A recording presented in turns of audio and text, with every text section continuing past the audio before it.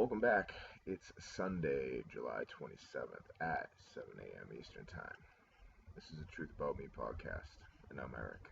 We're on episode 3, which I'm titling Becoming Who They Needed.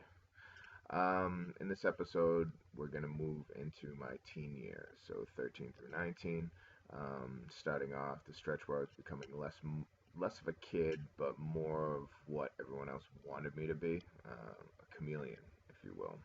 Not because I was asked, but it was kind of a survival tactic for me due to the lack of emotional support that I had growing up. It was fend for yourself. Um, Only the strongest survive, and that was one adaptation that I've kind of, always had by going with myself.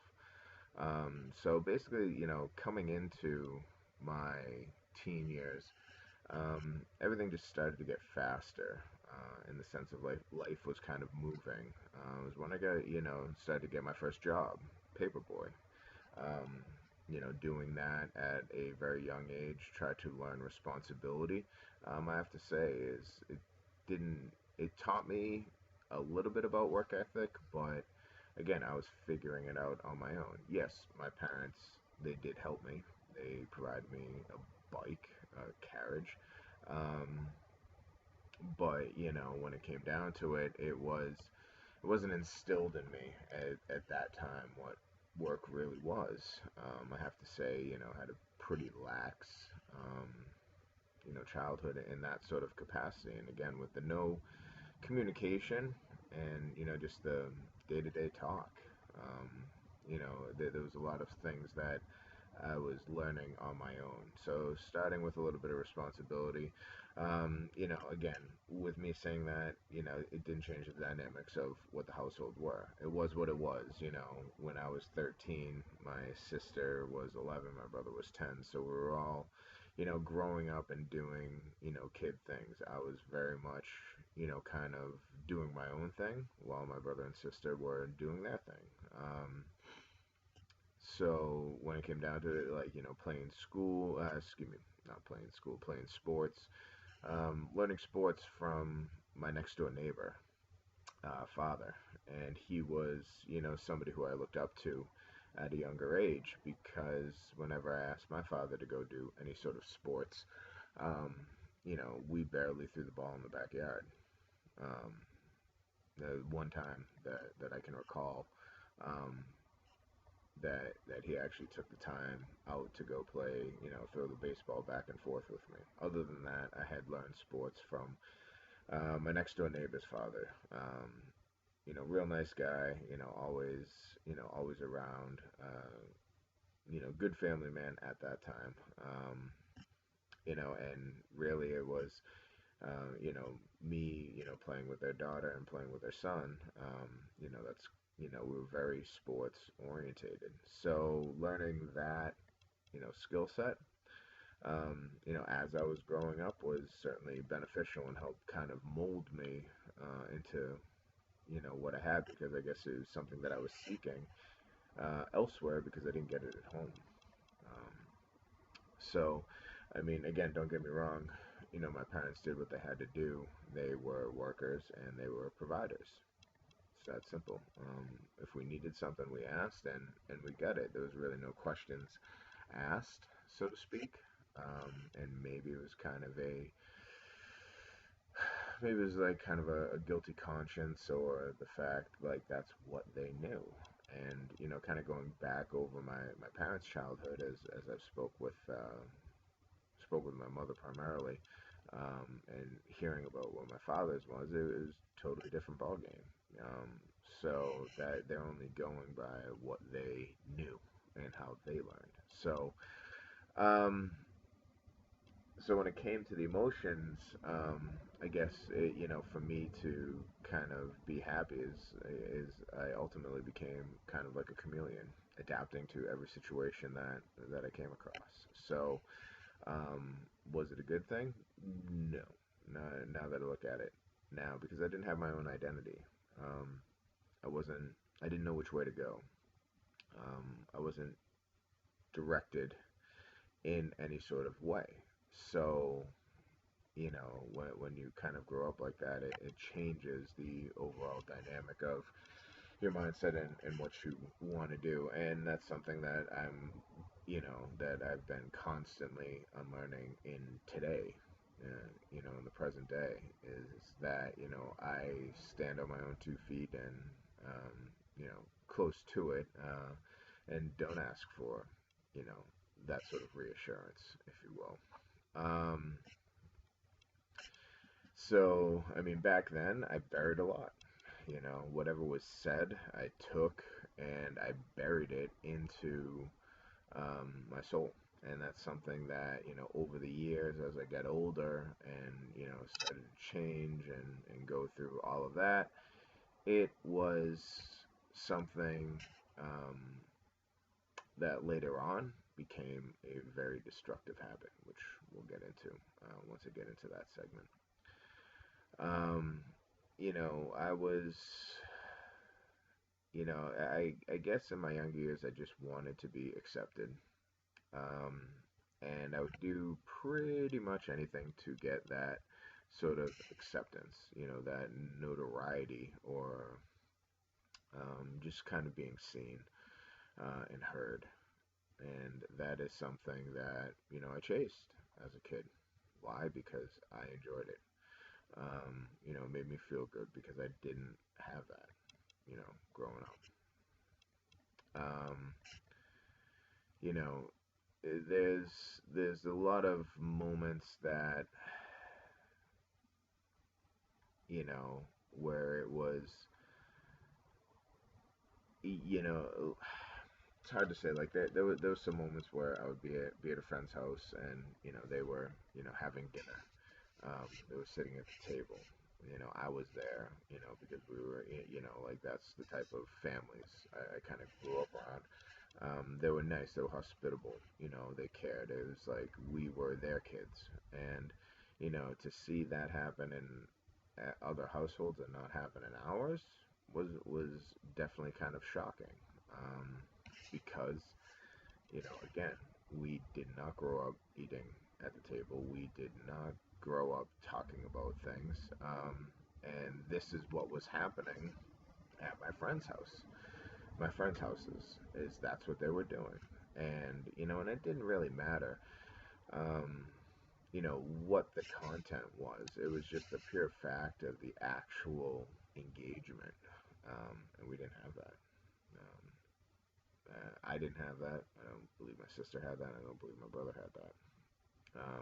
And also kind of being the oldest, kind of setting the precedent. I had to be a good kid. And at that time I was like I didn't do anything that I wasn't supposed to do. When I first turned 13, it was, I have to, you know,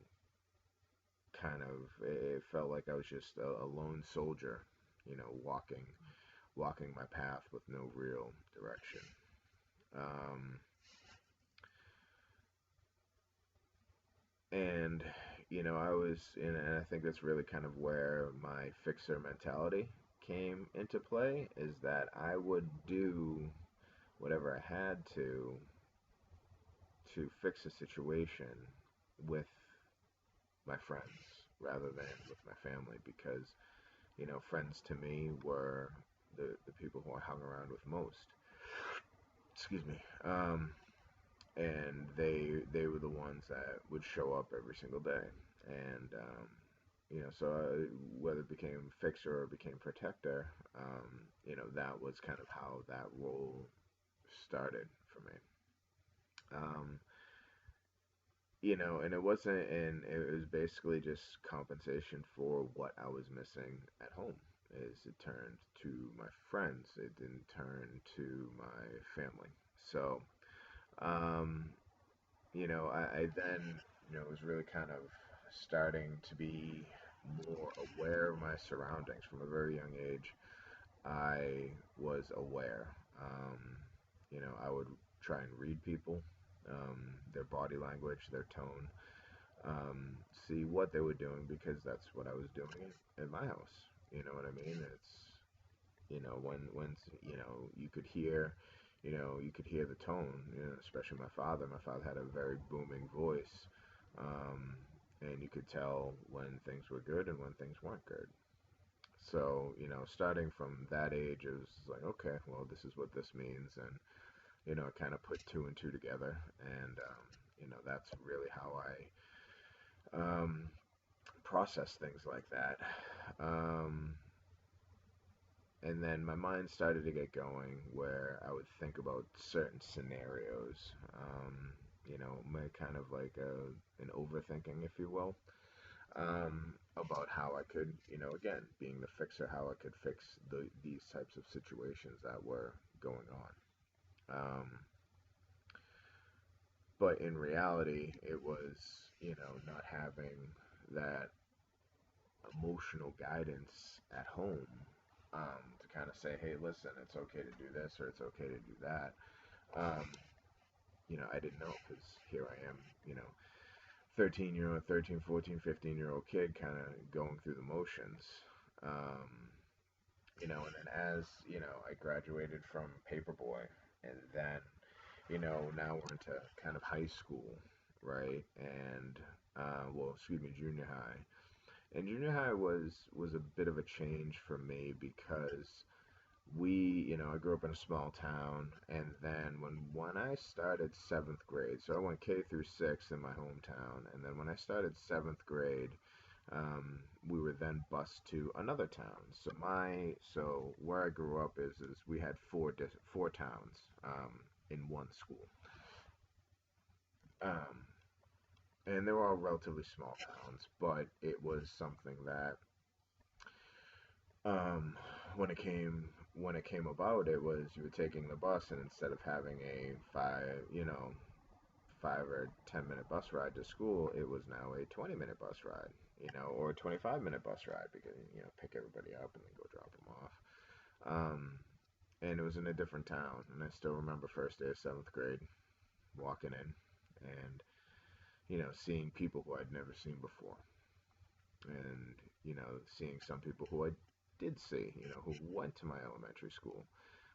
So you had a bit of a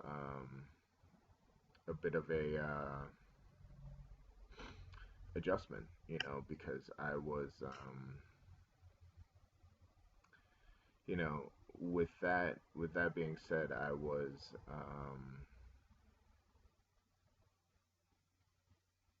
trying to get to, learn this because there was three other towns, of people, and that's really kind of when that journey started, and that's where I started to really try to branch out and make new friends. And was it scary? Yeah.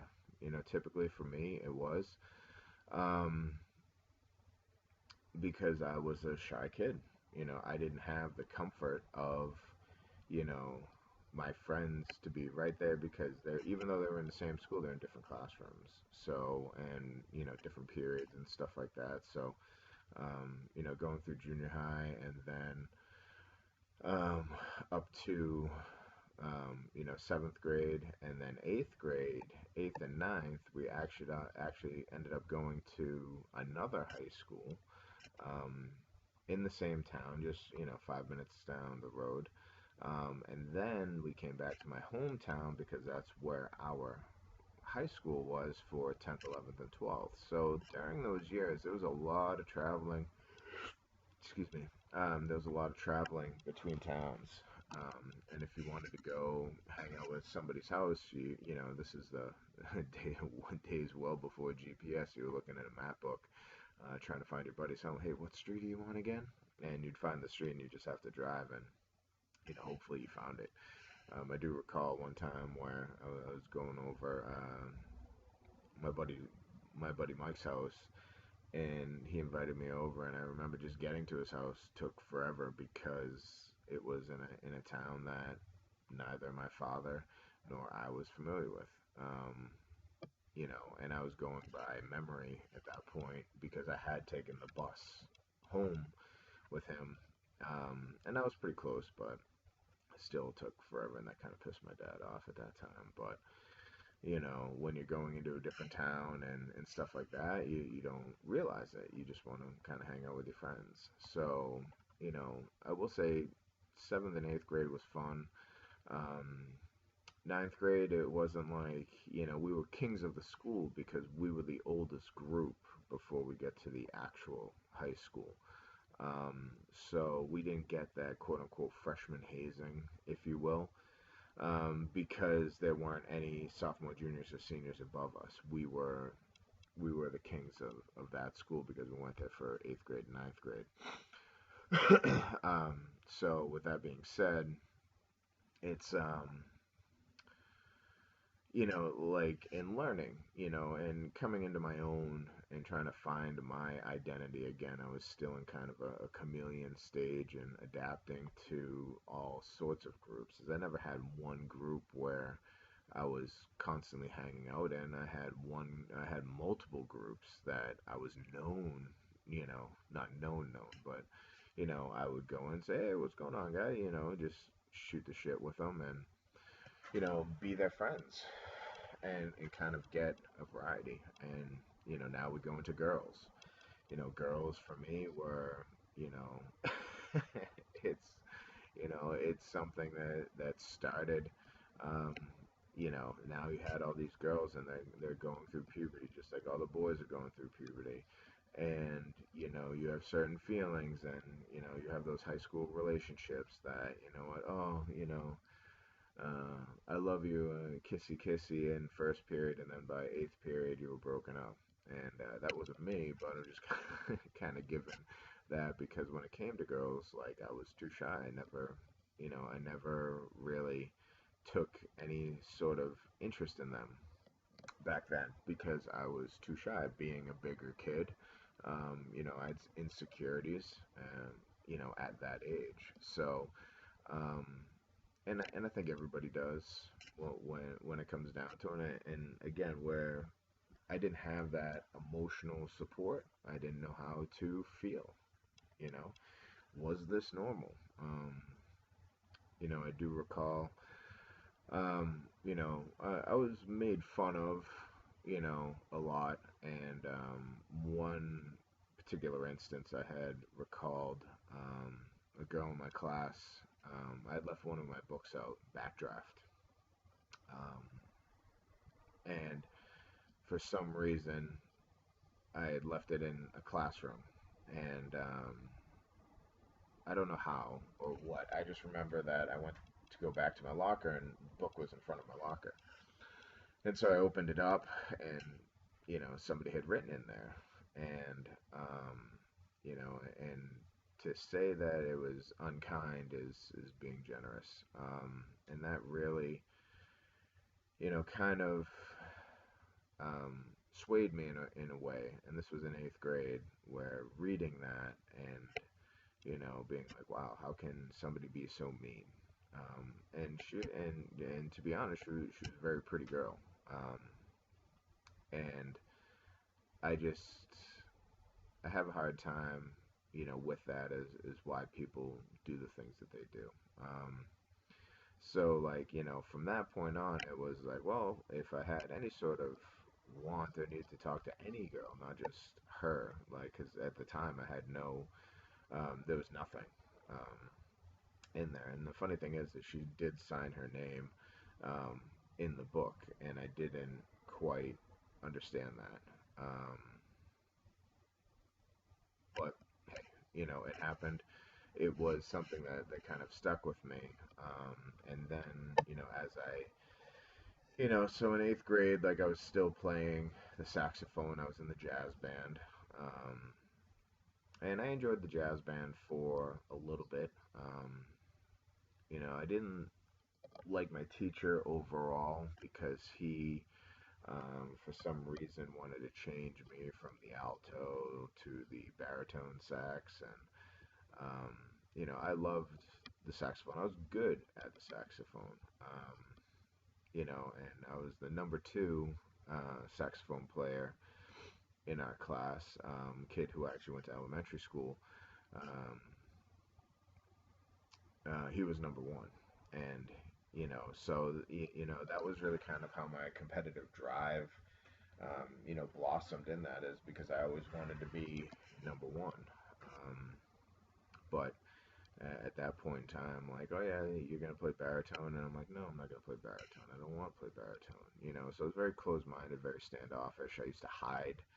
I used to I used to hide the baritone or or the other sax. I think it was the tenor. Um, in the other closets, so I didn't have to play them. So I could just play the alto, because that's where I was most comfortable with. Um, and yeah, so playing in the jazz band, that was fun. Um, I enjoyed it. I didn't really have much friendship within the band. I think I did it just for my own, um, peace of mind. But then, now we get into freshman year. Freshman year was, you know, again, people are like, oh my God, it's freshman year. Like, what am I gonna do? I'm a freshman. I'm gonna get this and that. But given our dynamic, it was different. We were the seniors of the school, so to speak. Um, so I do recall, times that, um, that this is when I ran for class president.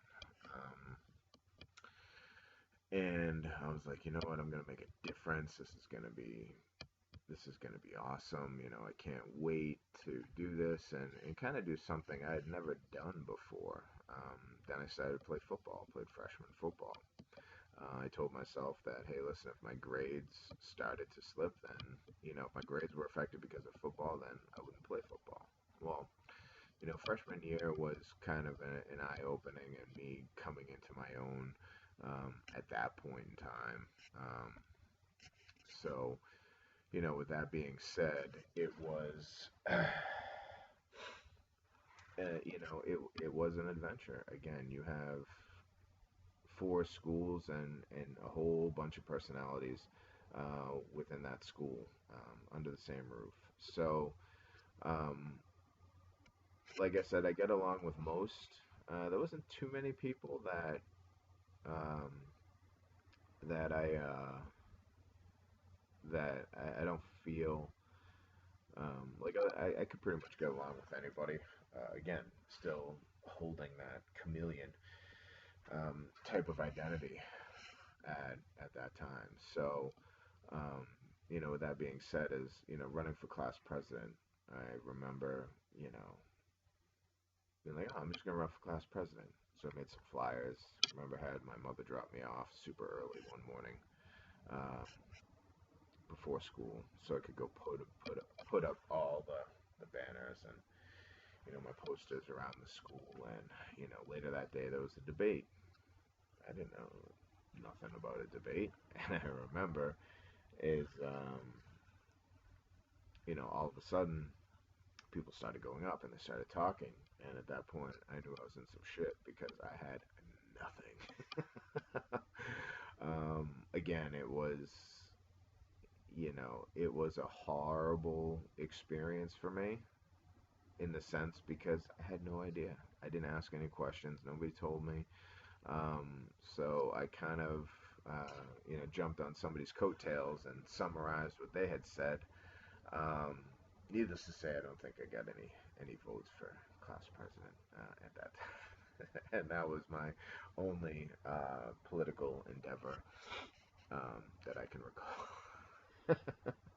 But again, it was, like, even when I said, like, again, bringing back to my parents and the emotional support, when I said, oh, I was going to run for class president, they didn't have a clue because they never ran for class president. I got no tips, I got no tricks. It was basically just you going out there, and doing it. And, again, that was something that I had failed. Um, but it was an experience. Now, going up into high school, 10th, 11th, and 12th, your sophomores. Um, so sophomore year, I opted not to play football, because my grades did suffer because of me playing freshman football. So, and again, holding true to myself was, you know what, I'm going to focus on my grades, and then that way I can, um, get them up. So come junior year, I'll be, good to go for that. Sophomore year was it was just really kind of a blur. Um, Nothing too much um, went on with that. I mean, I used to go to all of the school events solo. You know, um, there was no real bringing a date. Like I remember the freshman, was the freshman formal, um, something like that. I mean, I did have a sweet tux. I'm not gonna lie. I did have not a tux, but a suit. It was a pinstriped teal and black suit that had the thing was fire. And then can't think. I'm trying to think. Sophomore year is as if we had anything. No, I don't think we had any. We had the sophomore social, I think it was called, which really didn't mean anything to me. I think I went to it and stayed for a little bit and then left. But yeah, sophomore year was kind of a throwaway year, if you will. I do. Um, I remember I was gonna go out for the football team. Like I decided last minute. I was like, you know what? Like I'm gonna go. And I remember talking to the coach, and the coach was just like, oh well, we don't need you. Um, we're good right now. And it's too late. I was just like, oh, okay, fine, and they ended up getting their ass whipped, and just like all of it because my high school was more of a soccer school. Hockey, basketball, football was an afterthought. Even though they had one championship back in 1980, that was they're kind of hanging their hat on that one, and they have for years. So, going from sophomore into junior, like sophomore year, my grades improved. So I was like, okay, well, you know what? I can keep this momentum going. Now we're to junior year, and again, junior year was something different. It was a harder year academically for me. I was trying my hardest to get on a roll. Um, I really wanted that sort of accolade. And again, it was, keeping to myself. Now being a junior, was I 16? Yeah, 16. I would say I was 16. So, now I'm starting to drive, getting my driver's license. And, I was very fortunate, again, with what I didn't receive in emotional support, I received, through financial support where, my parents, had a vehicle and kind of gave it to me, and I was able to use that to drive around, see my friends, or just go wherever I had to go. Um, so, that's really what I did was just kind of drive around, and then also had to get a job. Um, Understand, like, the paper route was long gone by this point, but it's so it was getting a job, and I remember I got a job at a grocery store, bagging groceries, $4.85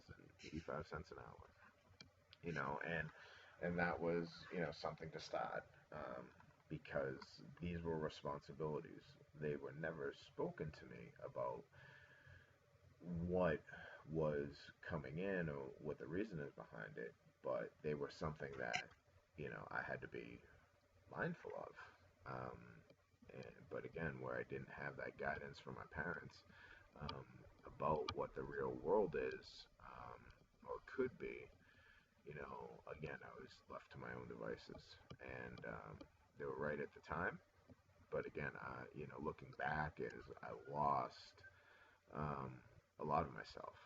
I lost excuse me, I didn't lose a lot of myself. I lost a lot of information because it was, again, I didn't know to ask the questions. So, um, so going into junior year, playing football, having fun, playing JV, kicking butt in JV, and then, moving on to senior year.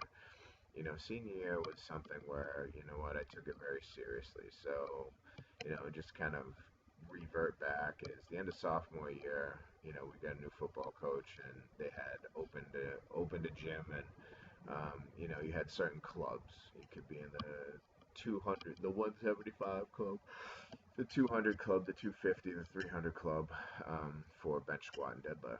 And I had never, really lifted weights before until I got into high school, and then I started. And so it was, it was something for me to shoot for.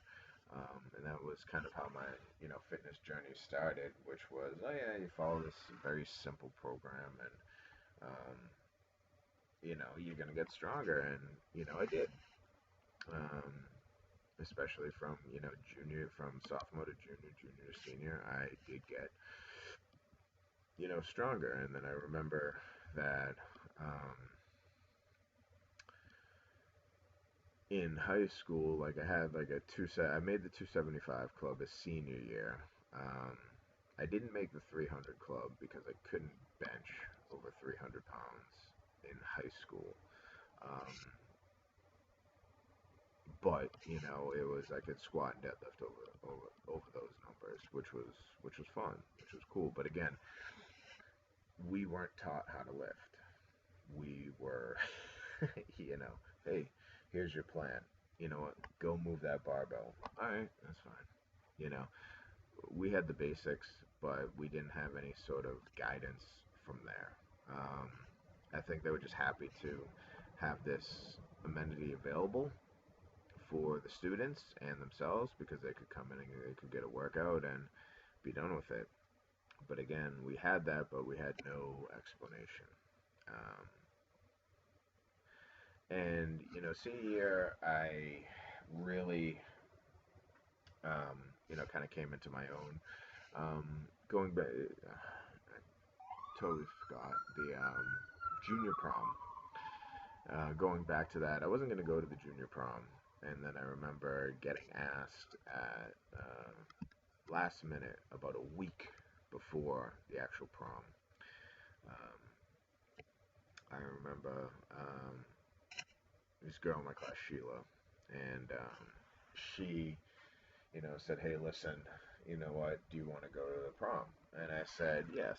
And I remember at that time I was working at a gas station right down the street from my house, and I remember she pulled up and she dropped off a color swatch of her dress, and then she said, "Hey, can you get a limo?" And I said, "You know what? Let me make a call." So I remember that day I had made a call to somebody that I knew that had a limo company in town, and I had gone up to Hanover to Mr. Tux and gotten a tuxedo to match her dress. And I paid for everything at that point, and going to the junior prom, um, it was exciting. Like I remember driving, picking her up, and um, and then going over and picking up her friends and all of that. I remember the limo driver must have made out like because he was getting envelope after envelope after envelope at every single house we went to. Um, and that was all tip money. I had already paid for the limo, but I remember going there and I remember making a promise to, hey, listen, you know what, all the slow songs, I'll dance with you, and which I did. And I remember, taking, going in and taking the picture. Well, I didn't pay for the pictures because at that point I had no money. Like I had already paid for the limo and all of that, and so she had the pictures, and I remember, we had a decent night, and then right at the very end, brought her over to our friends, and I was just like, okay, how is this going to unfold? Then, they were like, and again, I had no clue. I am in a classmate's house, right? And they're all upstairs, and I am downstairs on a couch, and I had no clue, not one, about what I was supposed to do next. Um, it's not like I got invited up. It's not like they said, hey, listen, when they went upstairs, they went upstairs. And I remember sitting there in this house, laying on the couch, and just kind of staring at the ceiling. And from that point, I just remember getting up and just walking out, just left.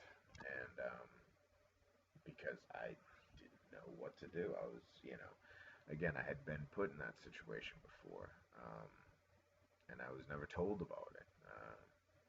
So, um, for me to really kind of understand, it was, so I just got up and left. And then I remember the following Monday, we get to school, and I think it was during that week she had come up to me, and then she was just like, hey, I got the pictures. I just need your half of the money. And I'm like, what are you talking about? Um, and so she wanted me to pay for half of the pictures, and I said, what about the limo? And because I didn't get paid for the limo, and she's like, well, you said you were going to take care of it, and I was just like, yeah, but so again, that kind of created tension there, and so she kept the pictures, um, and that was kind of the end of that, because she was like, oh, why did you leave? And I was just like, because I was by myself in some stranger's home, and so from there it was, that was really kind of it, um,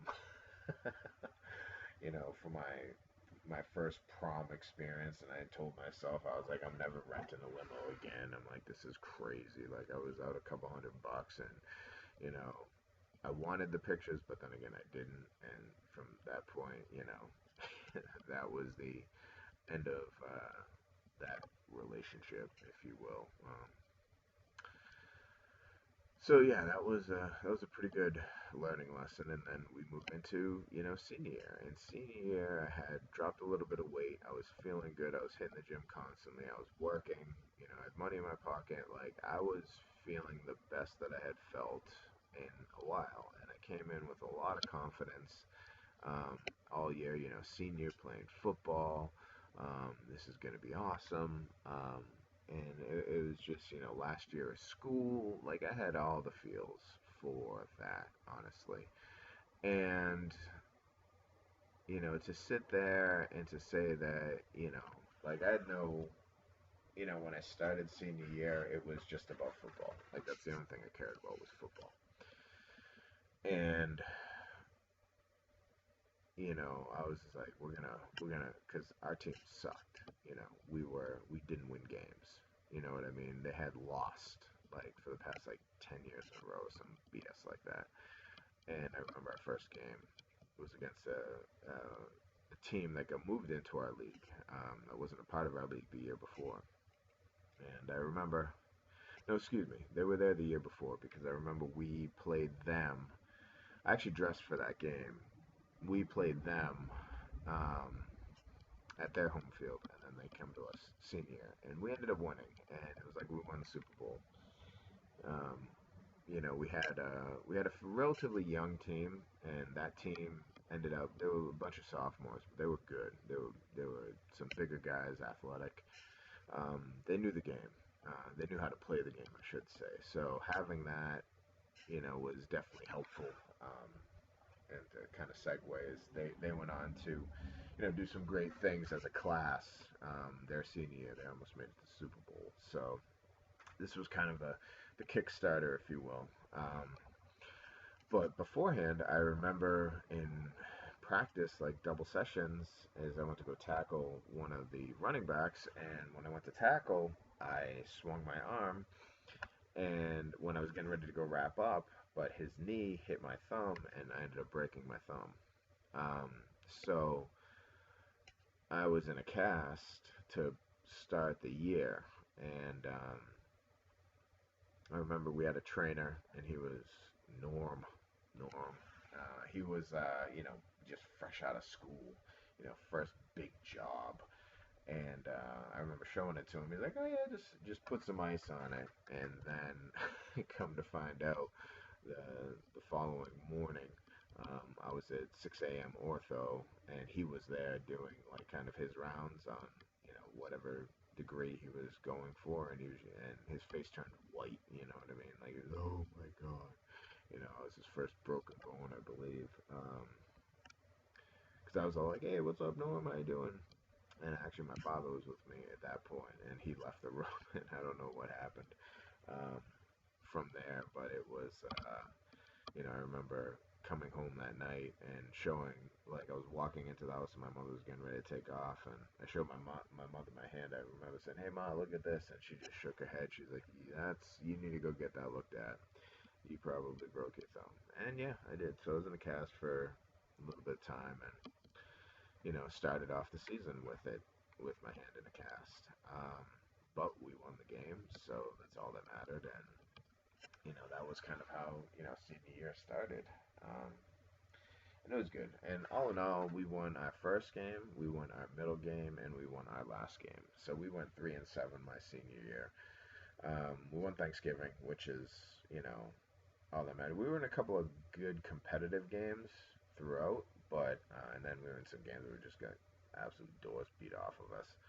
Um, I remember like two games. Two games we were one game we lost in the final play. I remember that.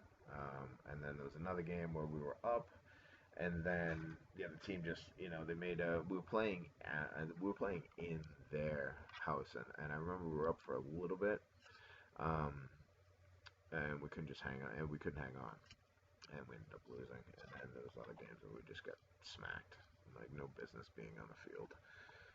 They were just significantly better than us. And then after that was wrestling. Now, I had signed up for wrestling all 4 years. Never did it until my senior year because I felt that I had to, be a certain style, certain type.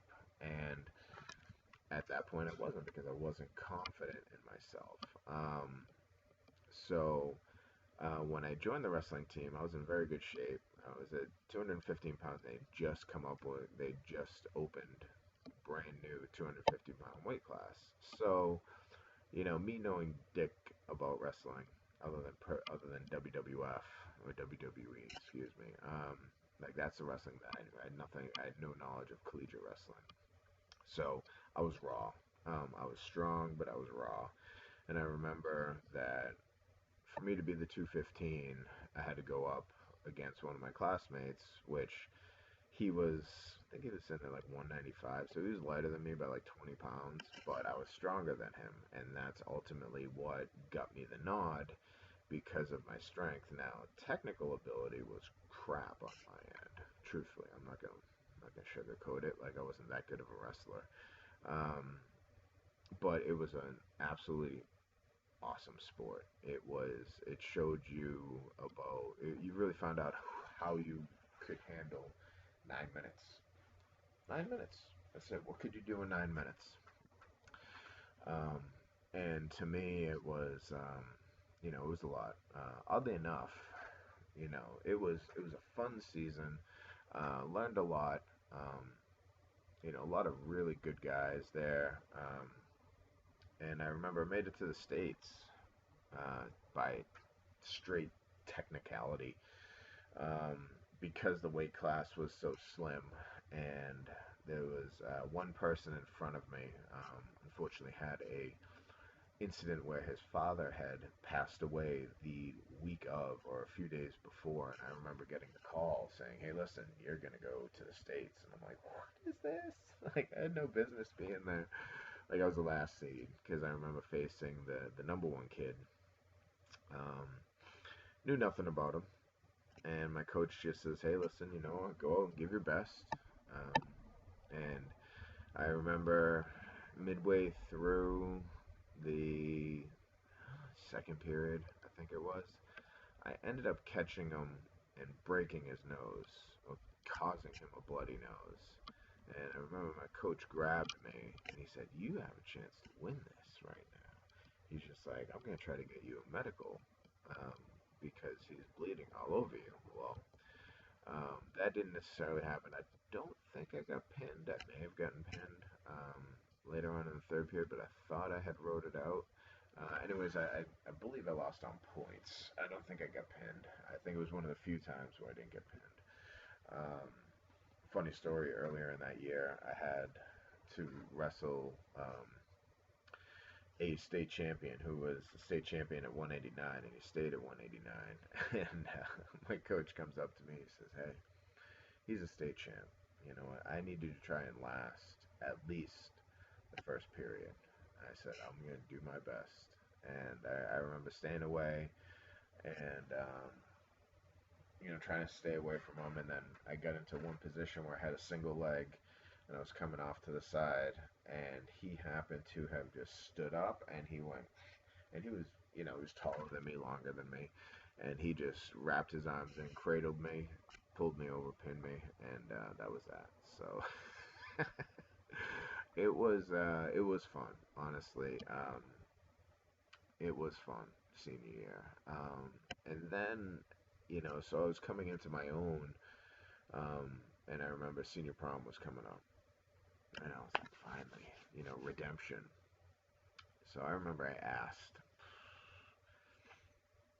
I asked so many girls to the prom. It was my first real like rejection, but I didn't look at it as like my life was over type of rejection. It was I sat there and was just like, hey, I was wondering if you would go to the prom with me, go to the prom, and I did get when I did get a yes, and then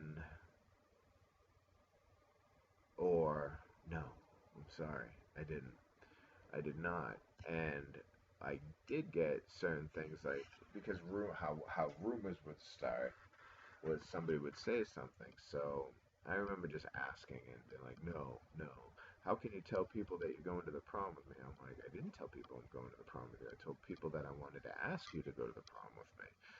And you know how that goes. And it just became ugly and being like, I can't believe you would do that. And I'm like, I just wanted to ask if you wanted to go to the prom. And so the amount of no's that I got was, the first few were like, okay, fine. Then it just started to wear on me. And I'm like, and I remember, I'm like, hey, you going to the prom? Like, it started off really high and positive and then kind of got mundane and toned down afterward. But I, from there, it was, I remember I'd asked and this girl, Rebecca, had come up to me and I was just sitting there by myself at lunch and said, hey, listen, are you going to the prom with anybody? And I said, no, I'm not going to the prom with anybody. And she was asking on behalf of one of her friends, Melissa. And she's like, hey, you know what? Melissa does not have a date for the prom. She really wants to go to the prom. Would you go to the prom with her? And I said, yes, I would go to the prom with her. And then, we kind of exchanged information.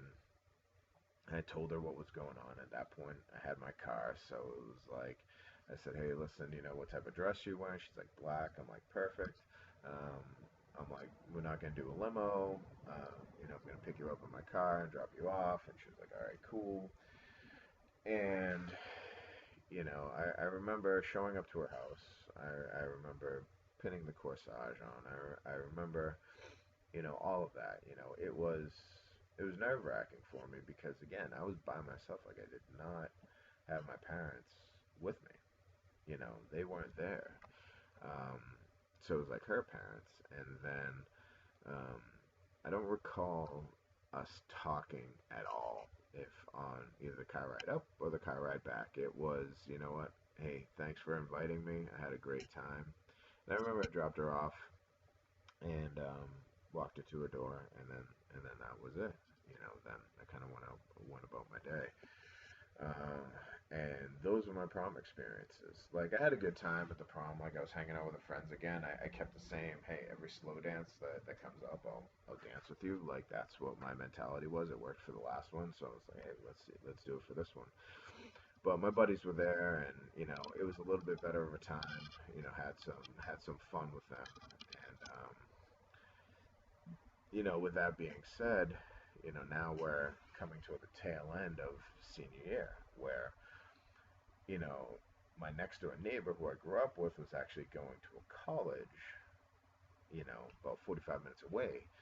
And her boyfriend at the time, we used to go down there, coming up, we used to go down there and we used to party. So I was starting to get into, drinking at, at that age, where we would, go down, we'd bring some beers and all that. And I tell you, it was, kind of the start of, how my beginning of my adult life was gonna shape, because I felt a release. I felt good, because I had everything kind of taken away from that. My first ever experience with alcohol was um, at my next door neighbor's house. I had a handle of Jack Daniels, and I remember I drank like 3/4 of it within an hour or two. And after that, I was passed out on the deck, puking outside for the entire night.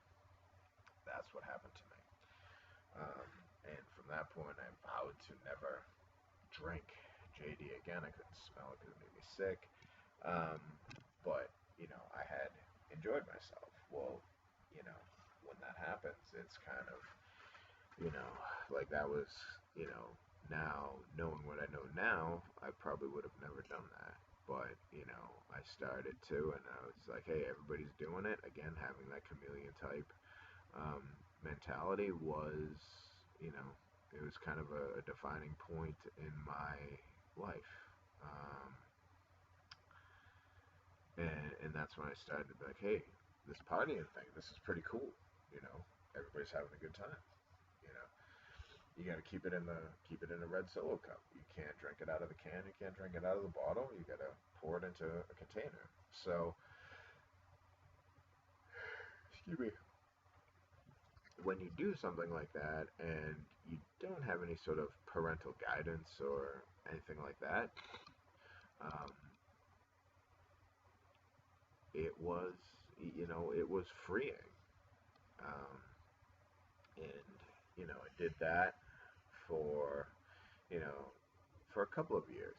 Um, when I used to go down there, and party and have a great time. Like I was, once we would get there, we would get there. It's not like we were driving around. Um, but um, yeah, it was something that I latched onto, and come to find out that alcoholism runs in both sides of my family. So unfortunately, that evil presented itself, um, which we will get into later on.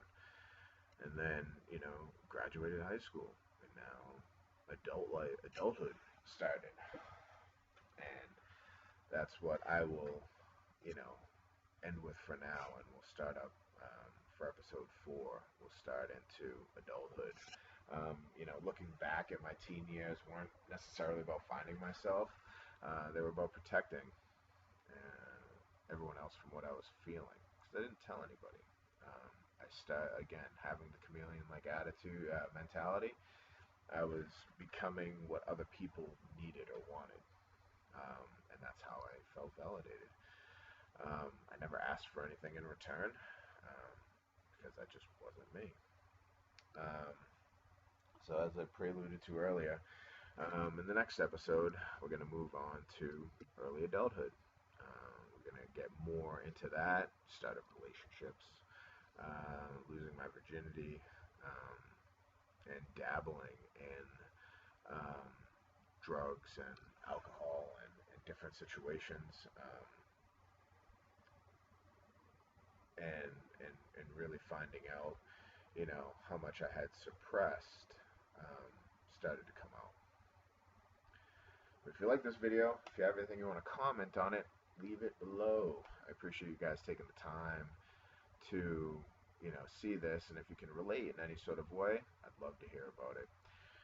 Make sure you click the subscribe, click the like button, click subscribe, and we will see you on the next one. You guys have a great day.